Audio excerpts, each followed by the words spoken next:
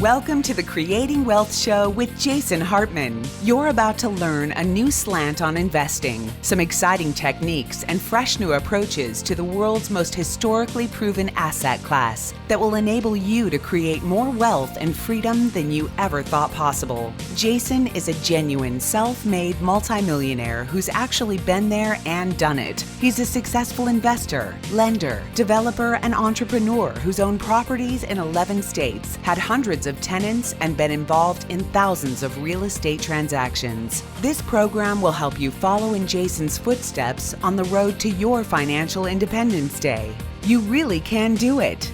And now, here's your host, Jason Hartman, with the complete solution for real estate investors. Welcome to episode 1637, and I am broadcasting from the People's Republic of China. Yes, the U.S. was taken over today by the Chinese government, or at least a puppet for the Chinese government. His name is Joe Biden. Thought you'd enjoy that. So here we are. And we have a new president. We have a highly contentious, highly disputed, unreliable election, to say the least. But let's get past all that. We have what we have. You know, I remember many years ago, I took this course on mastery, and the first step toward mastery was experience your experience. You know, just take it in and experience it and feel it, right? How do you feel? What do you think? Just experience it, right? And then the next step toward mastery was communicate your experience with the intention of others getting it. Communicate your experience with the intention of others getting it. And then the next step was, and I can't remember the way it was said in the course, but it was basically, you know, take action, do something about it, right? But then the fourth step to mastery was have what you have. And that is, to an extent, a surrender. And I don't mean surrender in the sense that you give up, but it means be somewhat at peace with it, right? Have what you have. Have what you have. And we have what we have. So what does it mean to us as real estate investors? What does this mean as I talk to you at 5:05 p.m. here on Inauguration Day? What does it mean? Well, it means so many things. There is no way we will be able to cover it in this election. It means higher taxes. It means significant inflationary pressure. It means a significant change in tax law. For 2 years, the Biden administration will be able to run roughshod over the country. There's really almost nothing stopping them. I mean, they have the government, okay? We have this, you know, this three-tier government, which is fantastic. It was set up by the founders of the country, and it's brilliant because it has the checks and balances of the legislative, the judicial, and the executive branch, right? And so that's a wonderful thing, certainly. But look, I don't know that the Supreme Court will need to be getting involved in much of what is about to occur in the country. So it's just really two branches of government, and hey, that party is in control. But is it really the Democratic Party? I would argue that it is not the Democratic Party in control. So maybe if you're not a Democrat, you feel some sense of relief from that statement. Well, don't be so fast. Don't be so fast. Because I would argue that really, and I kid you not, that the Biden person is really a Manchurian candidate. And if you haven't seen the Manchurian Candidate movie, there are, I think, 3 movies. You know, Hollywood ran out of original ideas a long time ago, so they just keep doing remakes. And I think there are 3 versions of the Manchurian Candidate movie, actually. So check out one of them. You know me, I like watching old stuff. I like new stuff too, of course. It's got way more bells and whistles. It's better looking. It's got better sound. But, the old stuff has a certain quality to it, doesn't it? It just has a certain character. That's why I love old movies, old TV shows, old books, old music. And when I say old music, my special favorite is the 70s. Yes, the 70s music. That's when, I don't know, it was kind of a chaotic decade. The economy sucked, but the music was so genuine, so romantical. Very romantical music in the 70s. Anyway, enough of that. But Biden is a proxy, right? Seriously, even Democrats, even the most Democratic of the Democrats, right? You can't deny that Biden is a proxy for corporate America, big tech, and the Chinese government. There is so much evidence for this. It is absolutely incredible. So let's talk about tax for just a moment. This is such a big subject. We need multiple episodes on this, and we will have multiple episodes on Biden tax plans. But very briefly, we have got, and this is extremely likely to happen, and it's likely to happen quickly, and it's good news for you. Are you ready for some good news, real estate investors? Get ready, because you're about to profit. Yep, you're about to profit from this. Biden is going to, very likely, provide a $15,000 tax credit. Now remember, a tax credit is different than a tax deduction. A deduction just means you take your income, you deduct the amount of the deduction, which in this case, $15,000, and then whatever's left over, the net income. So if you make $100,000, you take a $15,000 deduction, you've got $85,000 left over, that's what you pay tax on. No. A tax credit is much better. So what that says is, okay, if your tax bill, for example, the amount of money you owe to the government is $30,000, and you have a $15,000 first-time home buyer tax credit, then you only pay $15,000. You got a coupon that says $15,000 off. That's a tax credit. Much better than a tax deduction. A credit is, dollar for dollar. So it's really, really good. And what is going to happen? Look, remember the Cash for Clunkers stupid program? Remember that dumb Cash for Clunkers program that Comrade Obama did years ago? It was a disaster. Cash for Clunkers, basically you turn in your old clunker of a car that's not fuel efficient, that doesn't have all the latest emissions controls.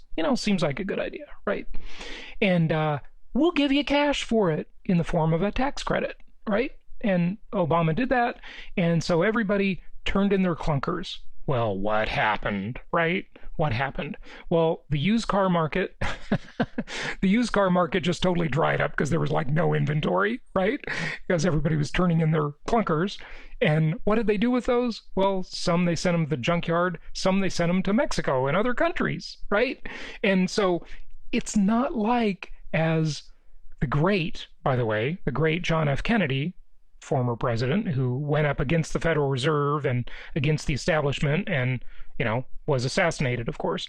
He said, "We all breathe the same air," right? That was one of his great quotes. We all breathe the same air. And he's right. Well, you send the clunkers to Mexico, and guess what? They're still polluting over there, Comrade Obama.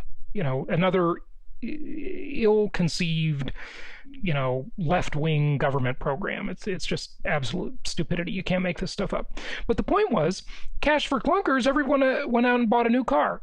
So all those new cars had to be manufactured with incredible damage to the environment, of course, because the old thing, you didn't need to make a new thing. So if you didn't need to make a new thing, you didn't need to pollute any rivers or pollute any air or, make any new steel or anything. You just had the old thing and it was there and it was fine. Okay, so Cash for Clunkers was like an environmental disaster. But also notice what happened to the economy. It pushed up automobile prices. So now this $15,000 tax credit that Biden is going to offer, it's going to push up real estate prices. So all of the real estate that you're looking at today, because all of these properties that you see at jasonhartman.com/properties are in the first-time buyer price range, well, all of those properties are suddenly going to have a $15,000 upward pressure on their price. And you know what that means? If you buy now, before the $15,000 tax credit goes into effect, and before every first-time buyer rushes out there and gobbles up all the inventory because they were just incentivized to, remember, the greatest management principle in the world is, what gets rewarded gets repeated. What gets rewarded gets repeated. So everybody's going to go out and buy a house. And inventory is already extremely low. And all the libtards are saying that there's a housing shortage and we need more affordable housing. Well, providing a $15,000 credit is going to make the problem even worse. But fine, go ahead and make the problem worse. What do I care? Rome is burning, the Titanic is sinking. Let the band play on the Titanic as the ship is sinking. Let's rearrange the deck chairs. And, sadly, I'm not saying this is good. It's not good. It's sad. But it's the way things are. Remember, have what you have. Have what you have. And as you have what you have, profit from it. Profit from it. And I'm here to help you do that. Okay? So, this is just another wealth transfer. And the Biden administration will be a wealth transfer, a massive wealth transfer to the Cantillons. And we've talked about the Cantillon effect before, so not going to go into it now. But many times on prior episodes talked about that. And the corporatocracy and the big tech firms. It's simply a wealth transfer. But guess what? You're going to get in on it. You're going to be a part of it. And some of that wealth is going to be transferred to you because you're going to go to jasonhartman.com/properties right now, and you're going to reach out to one of our investment counselors, and we're going to help you find properties before there's more upward pressure on price due to this $15,000 tax credit. Okay? So, congratulations. Also, the 1031 exchange rule is under attack, and the rule about step-up basis when you pass away. So if you want to pass away anytime soon, do it before Biden passes his new tax law. Just kidding. I don't really mean that. I like it when you're alive because, you know what? At the very least, you have to be alive to be one of our clients. So that's a requirement. So stay alive, please, because we love you, clients, and we need you alive, okay? So do not die. But from a tax planning perspective, it wouldn't be a bad idea for people to die before this goes into effect. Because what it does is it basically is an attack on estates. So now wealth will be, again, transferred from people to government. And then, guess what else is going to happen? There is a lot of talk that the Biden administration, and this is not about real estate specifically, but it's about socializing bad behavior and losses. And you're going to see a lot of this coming up, okay? A lot of it. Here's just one mega huge example of it. And it is going to be the failed states, okay, that we've talked about many times. My former home state, the Socialist Republic of California, and the Socialist Republic of New York, and the other failed left-wing states, right? They are broke. They are going under. And there is a high likelihood that they will get a bailout from the Biden kleptocracy, the Biden federal government. And as such, that means their bad behavior and their losses will be socialized among all American taxpayers and all American consumers. Why is that? Because, of course, the government will have to spend money to bail out California and New York, for example. Okay? And that will be a huge amount of money. It will not be a small check. You know, we see these multi-trillion-dollar packages, right? Well, when the state bailout packages come, it's going to be really big. They will be really big packages. So that's coming. How will it affect? That's taxpayers, but of course consumers, because inflation, right? So there is a lot of pressure for more inflation now. Literally, just by seeing Sleepy Joe get sworn in today is just, you know, they might as well have written on the screen, inflation. Yeah, it's not the British are coming, it's inflation is coming, right? So that is another thing. And that's a large part of our strategy. By the way, I'm interviewing Dan Ammerman next week to be talking about that. I got Saifedean Amosa on the Bitcoin standard, and he talks a lot about that. Fascinating discussion. That interview's already in the can. It's coming up. So stay tuned for those. But I want to just, before we get to Jim Rickards, who's back with us today, he was with us Monday, of course, and we got more Jim Rickards today coming up. But before we get to that, you've just got to hear this piece, and this is not, don't read this as some political thing. This is just a factual thing, okay? And this is about who do we have as president now? Who do we have? And what is the corporate influence on this president? It's extremely important to consider this. So this is obviously pre-election results, this video, and it's a Tucker clip that I'm going to play for you. But it is very telling because this is exactly what we are going to see. And I think it is telling as to who we have in the office. At some point soon, we're told, maybe tonight possibly, Joe Biden may take the stage to declare himself effectively the president-elect of the United States. That is a highly aggressive and very unusual move. Keep in mind there is vote counting still underway in a number of states. But then the Biden campaign's behavior in the last 48 hours, like so much we've seen recently, raises profound questions about our electoral system and whether it's really what we've assumed it was. We'll address all of that in a moment.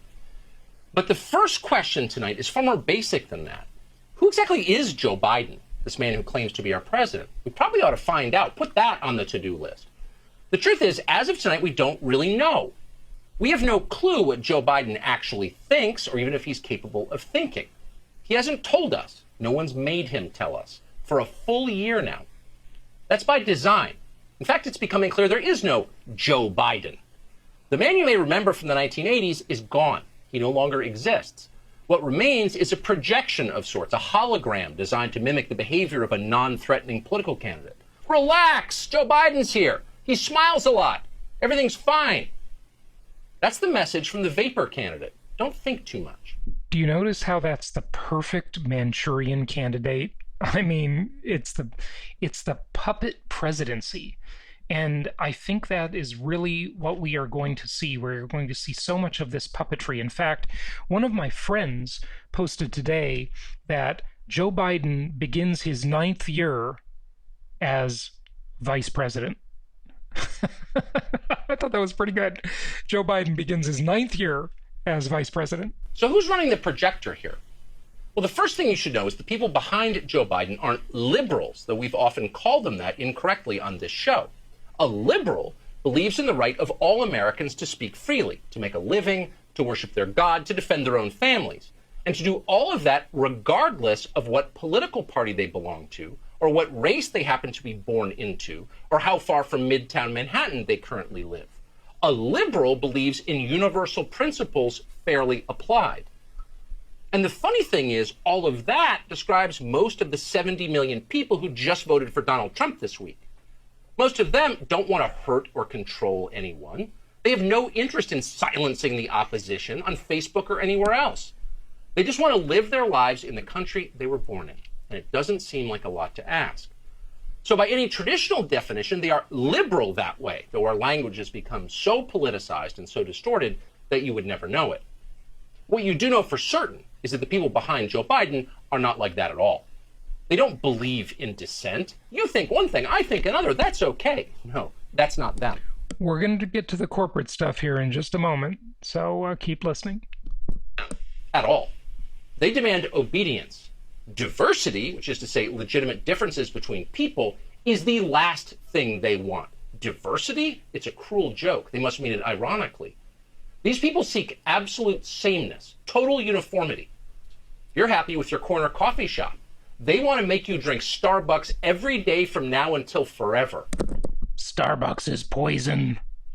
Remember on prior episodes when I've read you the, quote, nutritional value, unquote, of the poison they serve at Starbucks. You know, I was thinking when I went to a Starbucks recently, by the way, I must just break in and mention this, that, you know, the concept of workers' compensation, right? You know, we carry workers' compensation insurance because if someone gets hurt on the job at my company, they can file a workers' comp claim, right?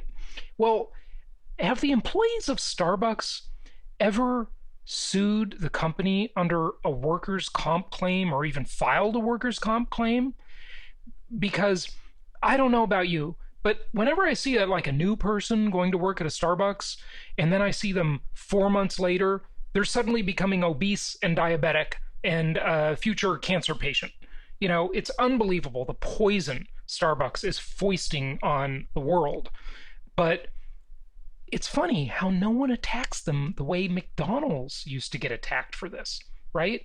No one complains about Starbucks because it's a protected, woke, leftist organization. Unbelievable. No matter how it tastes. That's the future they promise. Everyone doing the same thing. Now, if these seem like corporate values to you, uniformity is the most basic corporate value, then you're catching on to what's happening. The Joe Biden for President campaign is a purely corporate enterprise. It's the first one in American history to come this close to the presidency. Its values, its slogans, its goals come straight from the HR department. If a multinational corporation decided to create a presidential candidate, he would be a former credit card shill from Wilmington, Delaware. And that's exactly what they got. What's good for Google is good for the Biden campaign and vice versa. We have never seen a more soulless project. They literally picked Kamala Harris as the vice president, someone who can't even pronounce her own name, not that it matters, because it's purely an advertising gimmick. We watched all of this come together in real time. We stood slack-jawed in total disbelief as a man with no discernible constituency of any kind rose to the very top of our political system, as if by magic. We looked for wires. How did he do that? He keeps rising. It's possible in the end that Joe Biden himself never convinced a single voter of anything over the entire duration of the presidential campaign. Not one. That's why the Biden campaign, and we'll stop talking about this, but it just doesn't even pass the smell test. Like, no rallies. When he had a little rally, like, nobody showed up hardly. I mean, this whole thing is just it's such a Manchurian event. It's a puppet show. It's truly amazing. I could totally understand, even though I was not a supporter of Obama, I could understand why Obama is an exciting candidate, or was an exciting candidate, I should say. I mean, Obama, was the first half black president, right? That was exciting. That was interesting. I mean, we're breaking ground here. This is a new chapter for America. He was a great speaker. I mean, at least when he was reading a teleprompter, he was inspiring in some ways. I mean, I even felt that way. I didn't, I hated his policy, but I kind of liked Obama in some ways, but there is nothing exciting about Biden whatsoever. I mean, just nothing. There's zero passion in this candidate at all. But he didn't have to. Joe Biden won the Democratic nomination because he wasn't Bernie Sanders. Now, Bernie Sanders, on the other hand, even though I don't agree with Bernie Sanders, he's an exciting candidate in some ways, right? He had different ideas, new ideas. He was like a man of the people, supposedly. He's just not in the club. And corporate America can't buy him as easily. But they could buy Joe Biden. Where he is today because he isn't Donald Trump. That is the entire story. It's the shortest political book ever written. Now, whatever you may think of Donald Trump and Bernie Sanders, they did it the traditional way. Each one of them had the support of actual voters. Living, breathing people loved them, believed in them, vested their hope in them, and by the way, agreed with their ideas, which they articulated clearly. But corporate America hated them both. They couldn't be controlled, particularly Donald Trump, whose complete unwillingness to submit made him the greatest possible threat. And that's why they hate Donald Trump. That's the reason, because he won't obey. Tonight it's possible that these forces may be winning. We can't say that now. Of course, we would never say that until it is absolutely certain. But it could happen. What then? Who will we say really won the election? Joseph R. Biden? Please. That's insulting. The tech companies will have won. The big banks will have won. The government of China, the media establishment, the permanent bureaucracy, the billionaire class. They will have won. And not in a way. So the Cantillon effect is coming big time. The Biden presidency is going to be a massive, massive, massive wealth transfer. And I just want to make sure that you get your cut of this massive wealth transfer that is going to occur under the Biden administration. The democracy promises. With numbers alone, if a single person equaled a single vote, a coalition like that could never win anything. There aren't enough of them. But as a group, they have something that Donald Trump's voters sadly do not have, and that is power. They have lots of power, and they plan to wield that power whether you like it or not. It's all starting to look a lot like oligarchy at this point. The people who believed they should have been in charge all along now actually may be in charge.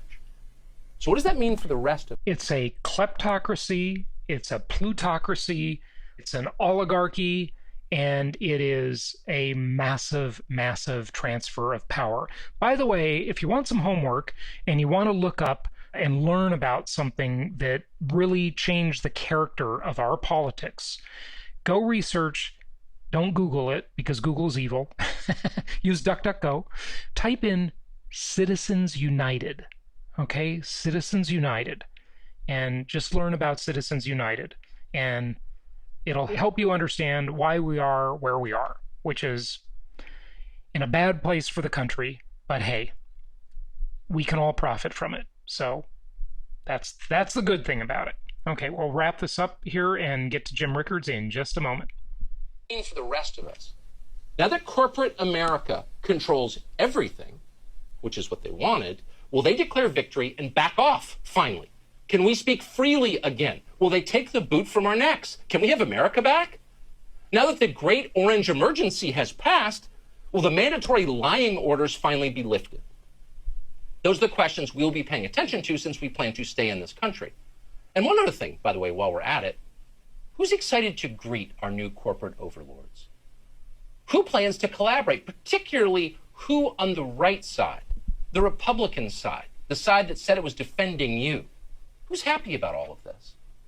That seems worth keeping track of, just so we know who we're dealing with here. All right. Well, I think Tucker summed it up pretty well. It's a corporate takeover, and it's a Chinese takeover. But we have profit strategies. We will continue to explore them as we go forward on future episodes. But we've got Jim Rickards back with us today. So let's get to Jim Rickards right now.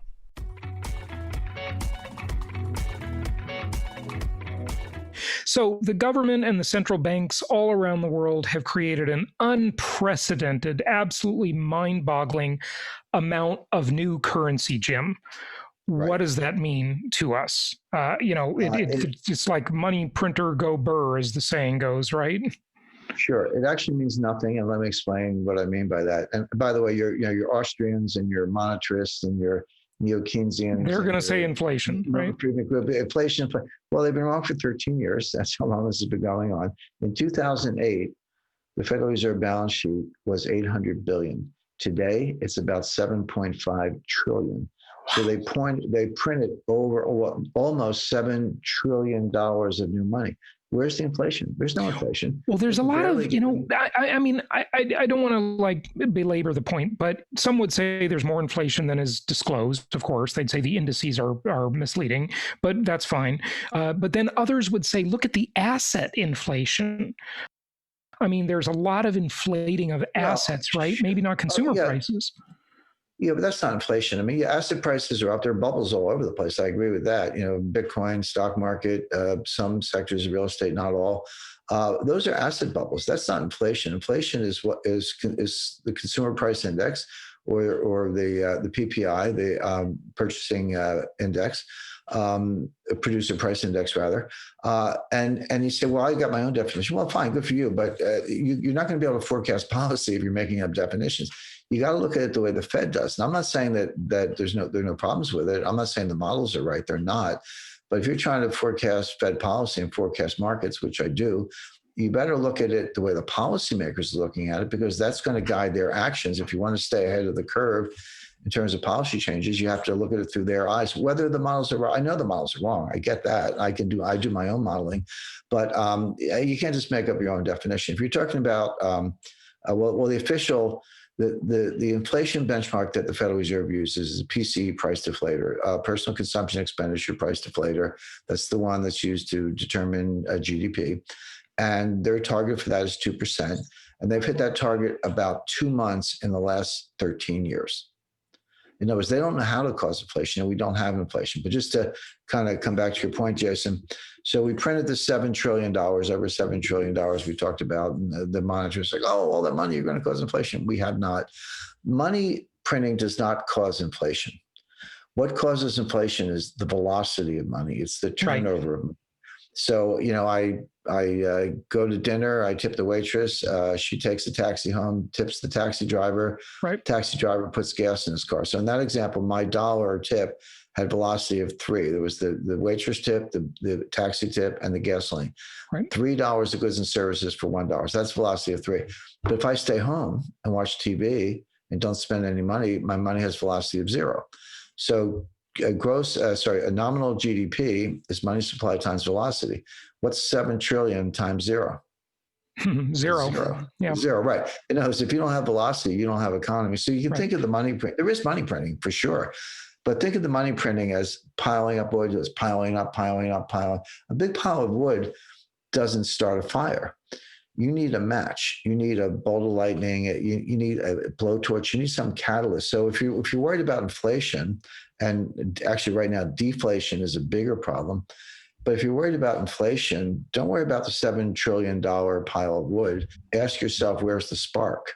Okay, so could that spark come at any time, right? Could it just suddenly create a lot of velocity? And also, is the lack of any significant inflation in the system, how do we know that it's a result of velocity versus just technological progress? That technology is deflationary. I think we'd all agree with that, because it just makes things better, faster, cheaper. Which is it? And could that spark come at any time? Well, it can come at any time, which begs the next question, which is, okay, what could it be? And am I looking for it? Do I see any signs of it? So I'm not saying let your guard down about inflation. I'm just saying there's no inflation right now, and there's nothing on the horizon that's going to cause inflation. You're asking a good question. Is there something that could? Yeah, I can tell you what it is. Actually, I tell the reader in the conclusion of my book what could cause inflation. In fact, I recommend it because we've got another problem, which I just explained why monetary policy does not work. Fiscal policy does not work either. You can have deficit spending, but stop calling it stimulus because it's not stimulus. And why is that? You have to look at another metric, which is the debt to GDP ratio. So how much government debt is there and what's GDP? And a simple example, let's say you had, and these are not the right numbers, but just as an example, let's say you had $10 trillion of debt and $20 trillion of GDP. Well, in that example, the debt to GDP ratio is 0.5. It's 50%. The debt's 50% of the debt's 50% of GDP. Well, what are the actual numbers? The actual numbers today are about 25 trillion of debt and about 22 trillion of GDP. In other words, the debt to GDP ratio is actually around closer to 130%. Now, what's the significance of that other than the fact it's a bigger number? His research, this is from a number sources, but Kenneth Rogoff, a professor at Harvard, Carmen Reinhart, who was a professor at Harvard, she's now the chief economist of the World Bank, and others, and their collaborators in books, papers, studies, numerous time periods, emerging markets, developed markets, all markets, et cetera. And they show very conclusively that your Keynesian multiplier works up to a debt to GDP ratio of about 90%. And we're at about 130%, I believe, right? Correct. So okay. 90 is the threshold. And Japan is at 230%, somewhere around there. Correct. All right, Japan's a special case, and I can explain that. But just to come back to the other research. So what's the Keynesian multiplier? Keynesian multiplier is when you're in a liquidity trap and you want consumption and people won't spend, they save. That's what they're doing today. The stock market was up today because, so Biden's going to be president. The Democrats control the Senate. So that means we're not going to get $600 checks. We're going to get $2,000 checks and more. So the stock market, which usually gets things wrong, by the way, but they've said, all right, with all the stimulus, people are going to get the money. They're going to spend it. Here's your inflation, kind of what you were asking about, Jason. Here's your inflation. So interest rates are going up. That's not what people do with the money. They will get the money. I agree with that. And there will be more deficit spending, but they're not spending it. They're saving it. They're either paying down debt, which economically is the same as saving, or they're actually saving. And look, if you lost your job, of course you're going to save money. You're not going to, you'll pay the rent or whatever, but you're not going to go spend it on a, vacation or whatever. But even people who haven't lost their jobs worry that they might be next. Maybe their neighbor lost his job. So they're reining and they're pulling in their horns and saving. Correct. Yeah. And there's a name for that. It's called precautionary savings. Savings just in case. Well, so if you get savings, you're in a liquidity trap. Nobody's spending the money. So what Keynes said is, well, the government can spend the money. If people won't, the government will. And so you borrow $1 and you spend $1 and you get $1.25 of GDP. Right. That's and it works for a while, priming the pump. It works for a while. The question is, when does it not work? And the answer is it does not work at 90%. Why is so that? Jim, my question is, why does it, like the economy turns into sort of this zombie economy with too much debt, right? Correct. It stops working. It's sort of like maybe a metaphor would be, look, I woke up, I didn't sleep well, I had a cup of coffee, it didn't do the job like usual. 1 cup is usually good enough. Well, I had 3 cups. And, if I have 10 cups, it's not going to make me 10 times more awake, right? It's going to actually hurt me. So what happens with the economy, though, when you do that? It's the same thing. The concept is that diminishing marginal returns. So at very low levels of development and productivity, one guy has a bright idea. Like, you got a bunch of farmers 5,000 years ago in China, and guy says, if we got together and built an irrigation canal and brought the water over here, we could all grow more rice. And they go, oh yeah, good idea. And guess what? That works. But pretty soon you need an irrigation commissioner, and he hires an assistant, and your bureaucracy builds up and the cost goes up. So for each new investment, okay, you still get gains, you still have gains, but the curve goes up very steeply at the beginning, then it flattens out, and then it starts to go down, and then it actually goes negative. Yeah, because you sort of collapse under your own weight without all that bureaucracy. That's exactly right. It's complexity theory and scaling metrics, but that's where we are now. We're in the negative return. That's what happens when you go past 90%. The Keynesian multiplier drops below 1. Now you borrow $1, you spend $1, and you get 90 cents of GDP, not $1.25, but 90 cents or 80 cents, and progressively less. But look at the math. What's happening? Your debt is still going up by $1. But your GDP is only going up 90 cents.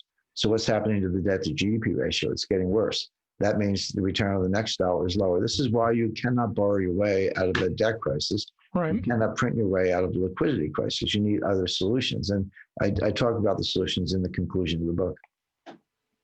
Okay, so I want to ask you about what people should do, but before we get into that, you, I believe, correct me if I'm wrong, are bullish on gold and silver. Is that correct? Yes, that's right. And most people would think, and maybe your idea is more counterintuitive, or there's some distinction.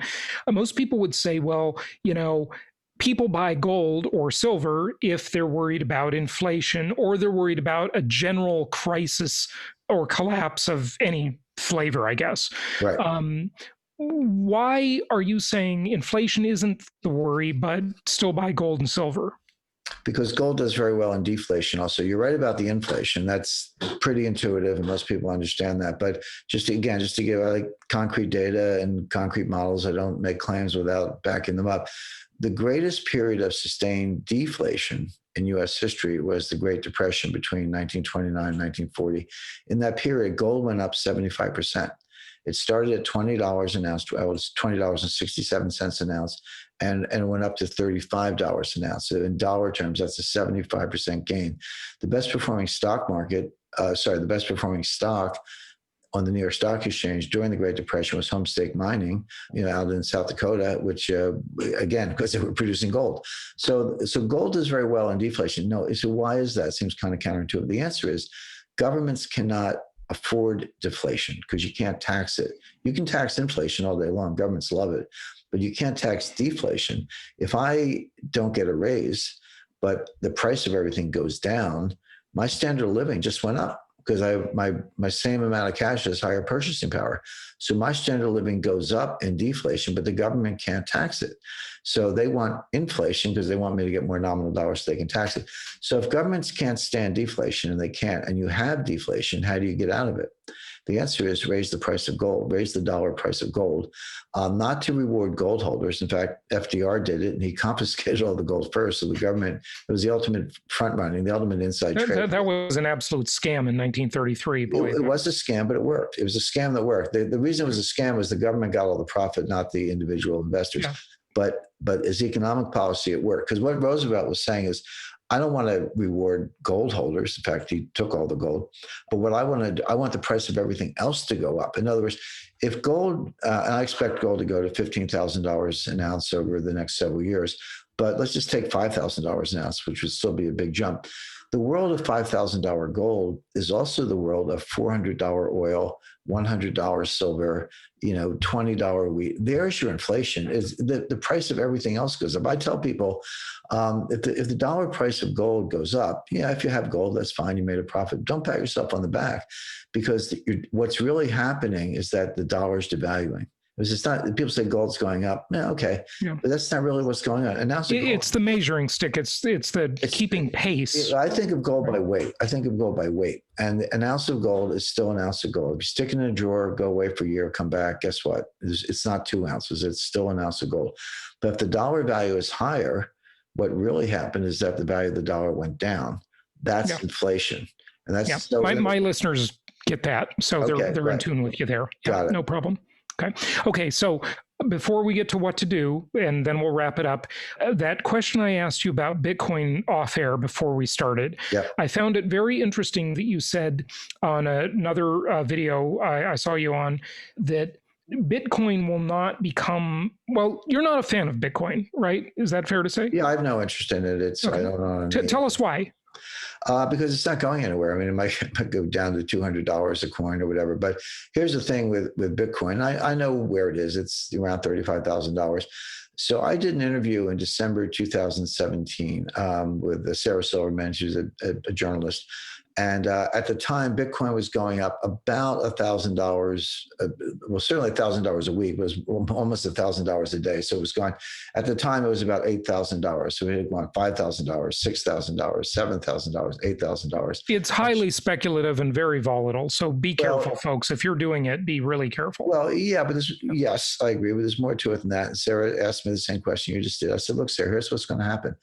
It's going to go to $20,000, and then it's going to crash. And that's exactly what happened. It went to $20,000 in early January, and then it crashed about 80%. All right, so now it's at $35,000. It's another bubble, and it's going to crash. Bitcoin, but a lot of people say, well, Bitcoin's going to take over the dollar. Bitcoin's going to replace the dollar as the global reserve currency, and it's the place to be, and it's the new gold, et cetera. It's all nonsense, and here's why. When people say the dollar is the leading reserve currency, and it is, 60% of global reserves are in dollars. And by the way, about 30% of global reserves are in euros, a little bit less. So the dollar and the euro together make up almost 90% of global reserves. So all the other currencies combined, sterling, francs, Canadian dollars, Australia, together they add up to maybe 40%. No, not 40%, 10 or 15%. The dollar the dollar and the euro make up. Oh, got it. I thought you were talking everything but the dollar. Almost 90%, correct. So those two currencies are the whole show. But it's not as if the people. So when you say China has $1.4 trillion in their reserves in dollars, which they do, it's not as if they have pallets of $100 bills sitting in the basement of the People's Bank of China. Mm-hmm. They buy securities, they buy treasury bills, notes, and bonds. So they're denominated in dollars, yes, but they're not dollars, they're treasury notes, they're 10-year treasury notes, or 5-year treasury notes, et cetera. In other words, the thing that makes your reserve currency is not the currency, it's the securities, the liquid securities market you can invest in. You need something to invest in. You can't just pile up, printed money. So where's your Bitcoin bond market? It doesn't exist. Where's the Chinese yuan bond market? It's small, small time, but it essentially doesn't exist. The Chinese yuan is not going to be reserve currency. Bitcoin's not going to be reserve currency because there's nothing to invest in. Oh, you think the Chinese yuan is going to replace the dollar? Fine. Where are your bonds? Where are your primary dealers? Where's your payment system? Where's your repo, your options, your when issue trading, your futures, your hedging, your settlement and clearance? None of that stuff exists. And even if it did, which would take 10 to 20 years to build, which they don't have, there's no rule of law. You wouldn't invest in a Chinese bond if they can wake up and confiscate it just like that. So, sure. So the only bond market. So it's not about the currency. I mean, the currency is a numeraire. It's a way to count, but it's not about the currency. It's about the bond market. And yes, the Treasury market is the largest, most liquid bond market in the world. By the way, there is no such thing as a euro bond in terms of, there are dollars-denominated bonds issued in London. They're traditionally called euro bonds. But when I say euro bond, I mean an instrument denominated in euros backed by the full faith and credit of the European monetary system. That instrument does not exist. If you want to invest in euros, you buy bunds, Italian government bonds. Good luck with the Italians. You can buy Greek government bonds if you want to.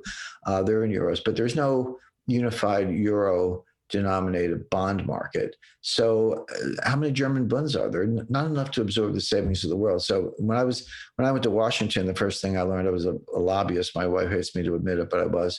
And the first thing I learned is you can't beat something with nothing. In other words, if you really dislike something, I hate this, it's awful, get rid of it, etc. Fine, but you need something to replace it. You can write op-eds and rant and yell and scream on TV, but if you don't have something to replace it, you're not going to change things. And right now, there's nothing to replace the dollar. Yeah, well, I agree that the dollar has a much better future than many would say. But are we asking the right question, Jim? I mean, we kind of went from, is Bitcoin an investment, or is it going to become the reserve currency of the planet? The answer is no and no, but I guess. Okay, but I think everybody listening, I don't know if they care about it being a reserve currency or not. They just care if they can make some money, right? Yeah, I guess. Look, when I was in junior high school, there was a popular dance song. I think it was Dion and the Belmonts. And the song was called Shout. And the refrain was shout, shout, knock yourself out. Yeah. Well, if you want to buy Bitcoin, knock yourself out. I mean, it's a free country. You can do it, but it's never going to be a reserve currency because there's no bond market. Right. Okay. So what should we do with all of this? Like, sum this up for us and give out your website, any action steps people can take in these absolutely turbulent times. Thanks, Jason. It's all in my new book, The New Great Depression. It talks about, my editor said, Jim, you can't write a book about a pandemic and a depression and not have a happy ending. And what she meant by that was, let's have some constructive advice for investors. And we have that at the end of the book in chapter 6 and the conclusion. So specifically, I like gold. I recommend that for 10% of your portfolio. People always want to put words in your mouth. They say, Jim Rickards says, sell everything and buy gold. Never said that. Don't believe it. 10%. 10%. Okay. What else? But there's 10 to 20% in 10-year treasury notes. Interest rates are going to go negative. The yield to maturity, not the Fed policy rate. That's different. I think the Fed policy rate will stop at 0. But 10-year treasury notes in secondary market trading, the minute you pay me a premium greater than the present value of the strip of coupons and principal, then you have negative return. You have a negative yield to maturity. Those could go negative. But right now, they're about 1%. Take that down to negative 50 basis points. They're going to have huge capital gains on your 10-year treasury notes. I like cash. People say, well, cash has no yield. Okay, but in a world of deflation, cash can be your best. Cash becomes more valuable. Well, so they could actually be your best performing asset. Yeah. The other benefit of cash that people overlook, it has huge embedded optionality. So meaning, look, there's a lot of uncertainty right now. I don't dispute that. And if you put a stake in the ground, you go all in any, asset class, which you should never be all in one asset anyway, but you make 2 or 3 bets on, some private equity or some real estate or whatever. And then a year from now, you say, that was a mistake. I ought to go over here. You might be locked in. I mean, good luck getting your money back from Henry Kravis if you invest in. He's a good guy, but he's not going to give you your money back. So right. Not soon. But so the benefit of having cash is it's like an at the money call option on every asset class in the world. You're the person, when we get better visibility, you can pivot. You're not locked in. It also reduces the volatility of the portfolio, help you sleep at night. There's room for equities, sure, but be selective. I like defense stocks. The world's not getting safer. Natural resources for sure. Agriculture, water, oil is going to do a lot better. It's had a bad year. Well, that doesn't tell you much about what's going to happen in the year ahead. And I like residential real estate. Do not like commercial real estate. Commercial real estate has not hit bottom. You can look at it. Couldn't agree more. Yeah. Wouldn't touch it until probably 2022 at the earliest. Yep. Residential real estate's different. There's a mass. When I say mass, I'm talking about millions of people migrating out of the cities. Yep. And they're going to either the suburbs or other cities. So where are they leaving? They're leaving Los Angeles, San Francisco, Portland, Seattle, Philadelphia, New York, Chicago, and Baltimore, and a few other cities. Where are they going? Miami, red hot. Nashville, fastest growing city in America. Phoenix, Scottsdale. I don't like the heat, but it's a lot of people do. So they're going there. Boise, Idaho. So figure out where people are leaving, figure out where they're going. They're going to the suburbs. I call it the suburban tsunami. Right. There's a suburban tsunami, but to the extent they go to suburbs of cities, you're right. There are particular cities, and I would put Miami, Nashville, and Phoenix at the top of the list. But there are other places. Austin is another one. Right. The only problem is that in that equation, you've got to be able to make the rent to value ratio work. In a lot of the cities, even if there's a migration in pattern, you're speculating on buy low, sell high rather than buy low, sell high and have cash flow. So, some of those are too expensive. I agree completely. Look, at real estate, the way we just described it, there's some simple formulas. To me, the differentiating factor is the management. Find a management company or an investment company or a private limited partnership where people know what they're doing and have experience. And, it's easier said than done, but absolutely there is opportunity there. Website. JamesRickardsProject.com, but I also encourage people to follow me on Twitter at James G. Rickards. I use my middle initial G. Rickards is Rickards. So at James G. Rickards. And the book is The New Great Depression, available on Amazon, Barnes & Noble, and be in the bookstores on Tuesday. Good stuff. Well, Jim Rickards, thank you so much for joining us. Appreciate having you on the show and hearing some of these insights. Thank you. Thank you so much for listening. Please be sure to subscribe so that you don't miss any episodes. Be sure to check out the show's specific website and our general website, hartmanmedia.com, for appropriate disclaimers and terms of service. Remember that guest opinions are their own, and if you require specific legal or tax advice or advice in any other specialized area, please consult an appropriate professional. And we also very much appreciate you reviewing the show. Please go to iTunes or Stitcher Radio or whatever platform you're using and write a review for the show. We would very much appreciate that. And be sure to make it official and subscribe so you do not miss any episodes. We look forward to seeing you on the next episode.